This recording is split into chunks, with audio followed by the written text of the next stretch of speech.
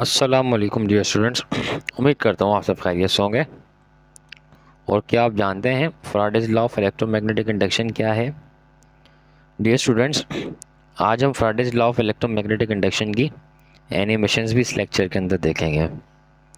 Faraday में ये कहता है कि when there is a change, क्या बात करता है कि when there is a change in magnetic flux, when there is a change in magnetic flux, जब मैग्नेटिक फ्लक्स में चेंज आ रहा हो और ये जो मैग्नेटिक फ्लक्स है लिंक्ड विथ अ कंडक्टर, एक कंडक्टर से इसका कोई लिंक हो, कोई रिलेशन हो, तो जब चेंज आता है तो एक एन ईएमएफ इज इंड्यूस्ड। तो क्या होता है, एक ईएमएफ इज इंड्यूस्ड उस कंडक्टर के अंदर, जिस कंडक्टर के थ्रू उस फ्लक्स का चेंज हो रहा है उसमें एक ईएमएफ इंड्यूस्ड होती है। ठीक है, और वो जो कंडक्टर है वो कंडक्टर क्लोज्ड कॉइल होना चाहिए। मतलब एक कंडक्टर तो ये भी है जो कि स्ट्रेट है, लेकिन ये कंडक्टर ऐसा नहीं, ये कंडक्टर बिल्कुल क्लोज्ड कॉइल होना चाहिए ताकि इसके अंदर से मैग्नेटिक फ्लक्स का चेंज हो सके, इसके अंदर से मैग्नेटिक फ्लक्स पास कर सके, magnetic field of lines pass कर सके। तो फ्राडे लॉ ऑफ इलेक्ट्रोमैग्नेटिक इंडक्शन का जो लॉ 1 है उसमें हमें ये कहता है कि भाई मैग्नेटिक फ्लक्स में चेंज आना चाहिए और कॉइल क्लोज होनी चाहिए, एक लूप बना हुआ होना चाहिए। दूसरा में ये कहता है कि when there is a relative motion between a coil and magnet. अभी की बात करता है कि when there is a relative motion, या तो फर्ज करो कि आपके पास एक कॉइल है और आपके पास एक बार मैग्नेट है। ठीक है, अभी आपने ये वीडियो छोड़ के नहीं जाना है, क्योंकि अभी इस वीडियो के अंदर मैं आपको एक एनिमेशन दिखाऊंगा जिससे आपको ये लॉज दोनों समझ में आ जाएंगे। या तो आप इस कॉइल को इस मैग्नेट की तरफ ले आओ या फिर इस मैग्नेट को इस कॉइल की तरफ ले जाओ, तब भी आपका जो ईएमएफ है वो इस कंडक्टर के अंदर इंड्यूस्ड हो सकता है। दूसरा लॉ में ये कहता है कि जो मैग्नीट्यूड ऑफ इंड्यूस्ड करंट है, magnitude of induced current is directly proportional to the rate of change in magnetic flux. जो मैग्नीट्यूड ऑफ इंड्यूस्ड करंट है, मतलब आपके पास जितना ज़्यादा आप उसको मैग्नेटिक फ्लक्स को तेज़ी के साथ चेंज करोगे, जितना ज़्यादा तेज़ी के साथ चेंज करोगे उतना ज़्यादा ईएमएफ उसके अंदर प्रोड्यूस्ड होगा, जितना स्लो करोगे उतना कम होगा। अब इसको मैथमेटिकली हम इस तरह से लिखते हैं कि जो ईएमएफ होता है वो directly proportional to d phi B. मतलब ये आपके पास मैग्नेटिक फ्लक्स है, the rate of change in magnetic flux per unit time is known as EMF. हम इसको कह सकते हैं, मतलब इस तरह से ईएमएफ प्रोड्यूस होती है। प्रोपोर्शनलिटी खत्म करते हैं तो एक कांस्टेंट यूज़ करते हैं, और यहाँ पे हम कांस्टेंट यूज़ कर रहे हैं एन। और डियर स्टूडेंट, इस नंबर एन का मतलब है number of turns, number of turns, क्योंकि एक जो कॉइल हम लेंगे उसके अंदर नंबर ऑफ टर्न्स कांस्टेंट होता है। ठीक है, तो ये फार्मूला है Faraday law of electromagnetic induction का। अब मैं आपको लेके चलता हूँ एक एनिमेशन की तरफ जिससे आप इस लॉस का कॉन्सेप्ट और अच्छी तरीके से समझ सकेंगे। तो डियर स्टूडेंट्स, अब ये हम आ गए हैं एक एनिमेशन की तरफ। देखें, इसके अंदर आपको एक क्लोज्ड कॉइल नज़र आ रहा है और एक बार मैग्नेट नज़र आ रहा है, या आपको एक कंपास नज़र आ रहा है। इसमें आपको ये दिखाया जा रहा है कि नॉर्थ से निकली हुई जो मैग्नेटिक फील्ड है वो जा रही है आपके पास साउथ में, इस तरह से।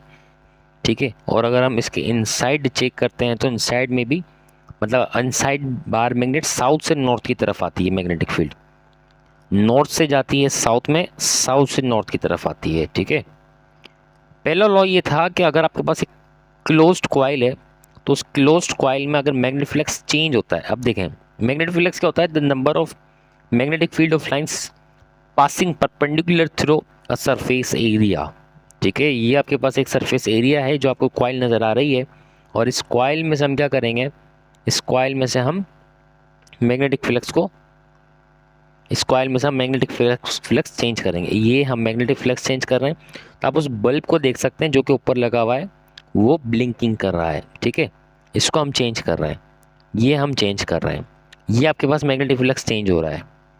अच्छा जी, अच्छा उसमें ये कहता है, पहला लॉ ये था कि आपने क्या करना है, मैग्नेटिक फ्लक्स को चेंज करना है, ये आपने चेंज करना है। फर्स्ट करो, अब भी देखो मैग्नेट को मैंने लाके कॉइल के बीच के अंदर रख दिया है, तो आप लोग ये देख सकते हैं कि यहाँ पर मैग्नेटिक फ्लक्स चेंज नहीं हो रहा है। मैग्नेटिक फ्लक्स चेंज नहीं होगा तो इंड्यूस्ड ईएमएफ भी प्रोड्यूस्ड नहीं होगी। तो फैराडे लॉ का जो पहला स्टेटमेंट था वो यही था कि अगर आपने मैग्नेटिक फ्लक्स को चेंज करते हो, क्या आप मैग्नेटिक फ्लक्स को चेंज करते हो, तो इस कॉइल के अंदर मैग्नेटिक जो इंड्यूस करंट है वो प्रोड्यूस होगा। आप इस कॉइल को देख सकते हैं जिसके अंदर एक ब्लू कलर के नेगेटिव इलेक्ट्रॉन्स आपको शो हो रहे हैं। तो अब आपने क्या कर रहे हैं कि आप मैग्नेटिक फ्लक्स को चेंज कर रहे हैं, तो चेंज करने से इसके अंदर इंड्यूस करंट प्रोड्यूस होता है, वरना अदरवाइज इसके अंदर इंड्यूस करंट प्रोड्यूस्ड नहीं होगा। दूसरा हमारे पास ये था कि when there is a relative motion between coil and magnet, अगर आपके पास कॉइल और मैग्नेट के दरमियान में एक रिलेटिव मोशन है। रिलेटिव मोशन का मतलब क्या? रिलेटिव मोशन का मतलब ये होता है कि या तो आप मैग्नेट को उस कॉइल की तरफ लेके जा रहे हो, या मैग्नेट को आपने स्टेशनरी रखा हुआ है, या फिर आप कॉइल को उस मैग्नेट की तरफ लेके जा रहे हो।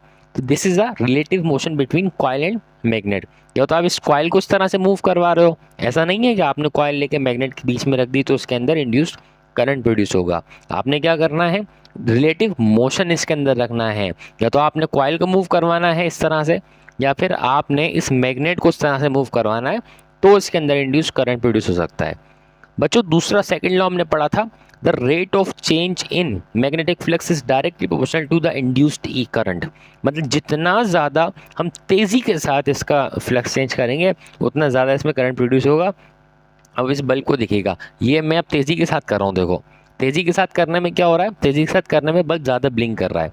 तो जितना ज़्यादा मैं तेज़ी के साथ करूँगा, उतना ज़्यादा इसके अंदर इंड्यूस करंट प्रोड्यूस होगा। This was the second law of electromagnetic induction by Faraday, जो कि डायरेक्टली प्रोपोर्शनल होता है change in magnetic flux per unit time के। डियर स्टूडेंट्स, इसके अंदर एक और बात नोट करने वाली ये है कि जब नॉर्थ साइड जाता है इस कॉइल की तरफ, तो आप करंट की डायरेक्शन चेक करें। और अब ये नॉर्थ साइड जा रहा है और अब ये साउथ साइड आ गया है, अब ये साउथ आ गया है। अब साउथ वाला जो साइड है वो जब कॉइल की तरफ जाता है तो उसकी करंट की डायरेक्शन चेक करें। जब हम इसको पीछे लेके जाते हैं तब करंट की डायरेक्शन चेंज होती है। तो आपका जो मैग्नेट इस तरह से मूव करता है, इसकी मूवमेंट की वजह से करंट की डायरेक्शन भी चेंज होती है, ये आपके एमसीक्यूज में पूछा जा सकता है। तो बच्चों ये हमारे पास है इलेक्ट्रोमैग्नेटिक इंडक्शन का फैराडेज का लॉ। जब तक अपना बहुत सारा ख्याल रखिएगा। अब हम मिलेंगे नेक्स्ट लेक्चर में। अल्लाह हाफिज़।